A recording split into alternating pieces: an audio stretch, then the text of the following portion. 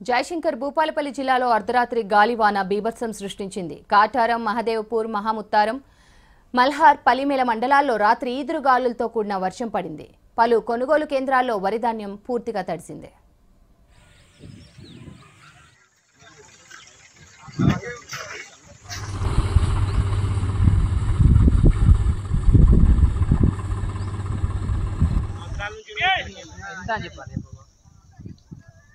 మరోవైపు మామిడికాయలు నేలరాలాయి. దీంతో మామిడి రైతులు ఆవేదన వ్యక్తం చేస్తున్నారు.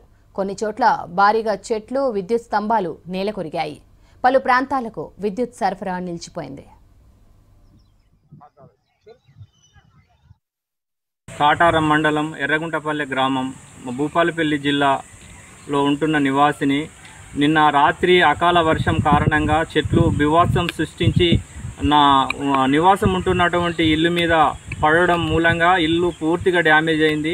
ఆ వర్షము, ఆ గాలి రావడం మూలంగా మేము భార్య, మా పిల్లలం బయటకు రావడంతో ప్రాణభయం నుంచి బయటపడ్డాం. పూర్తిగా ఇల్లు డ్యామేజ్ అయింది. కాబట్టి గవర్నమెంట్ వాళ్ళు మాకు ఇల్లు సహాయం చేయాలని మేము కోరుతున్నాం. ఎకరాల కౌలు తీసుకొని చేసిన ఆ రాత్రి కొట్టిన అకాల వర్షానికి మొత్తం వడ్లన్నీ కొట్టుకొని పోయి చెర్ల పోసినాయి.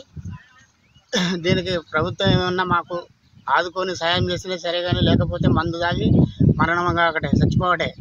బంగారు రైతులు అన్నారు, కానీ బంగారు రైతులను మరి ఏం చేస్తారో గవర్నమెంట్ తప్పకుండా మాకు ఆదుకోవాలని చెప్పి కోరుకుంటున్నాం. మాదేపూర్ మండలం, నా పేరు మొహమ్మద్ మునవర్ అలీ.